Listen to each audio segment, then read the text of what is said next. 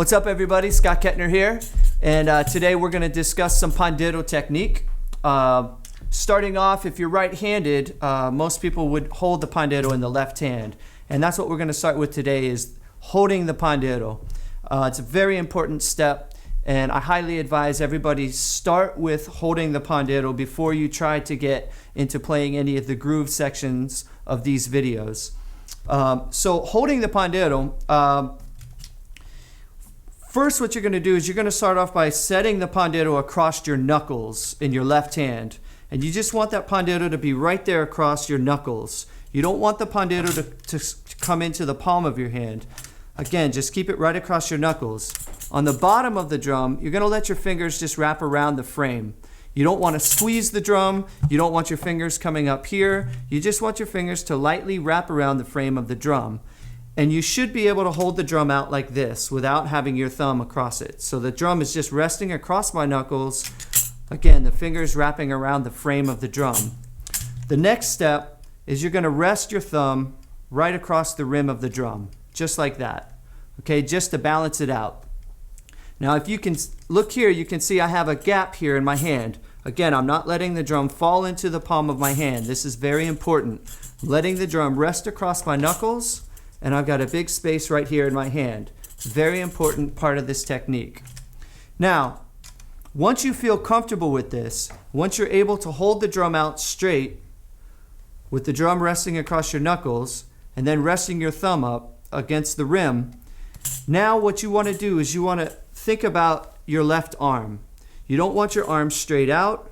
What you want is your elbow to be bent here so that your arm is at a 90-degree angle. Okay? Now, what happens next is if you look at my thumb is pointing right down the center of the drum. Okay, my thumb's not here and my thumb's not pointing down. My wrist is straight. Don't let your wrist fall. Okay, wrist is straight. Drum is across the knuckles and my thumb is pointing straight across the drum.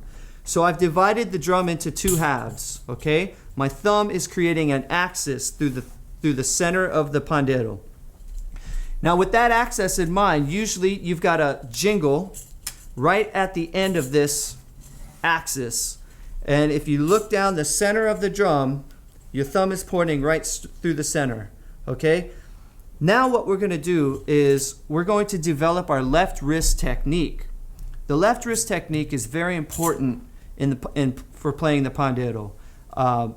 There's a lot of different approaches and a lot of different methods out there for doing this. This is one method that's worked very well for me.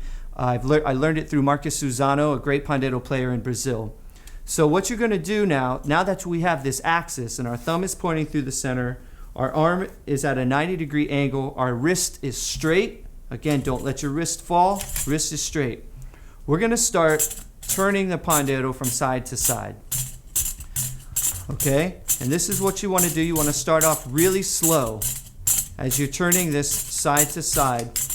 And it's very important that what you're doing and what you're thinking about is this axis that we've created through the center of the drum. You don't want any wobbling motion, okay? You don't want any of that wibbly wobbly motion. You want a very straight, even, perfect axis going when you twirl the drum side to side. Another important part of this is that if you're going to come this far over, you're going to have to come this far over back the other side. You want all of your motions to be equal. Okay, so you don't want to go like this. Okay, you want it to be even.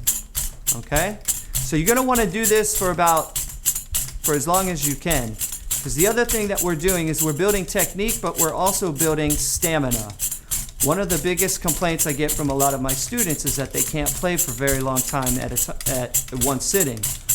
This exercise right here is going to build all the muscles in your left wrist so that you have more stamina and you can play longer periods of time.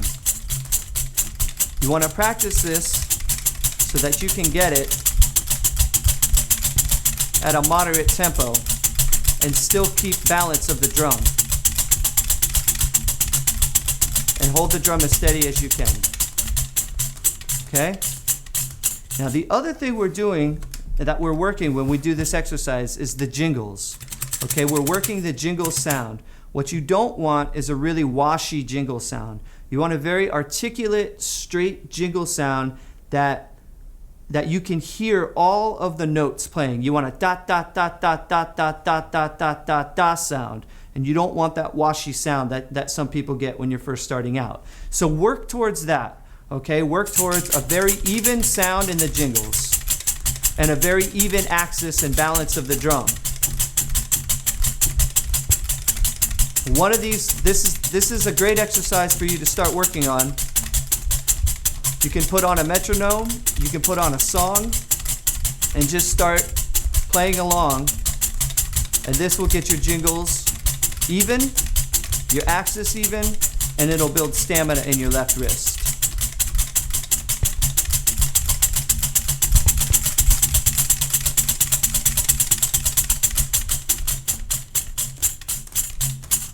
Okay, so practice this for about 5 or 10 minutes a day. Get this solid before you even start moving on to the next videos in this series. Thanks everybody. I'll see you in the next video.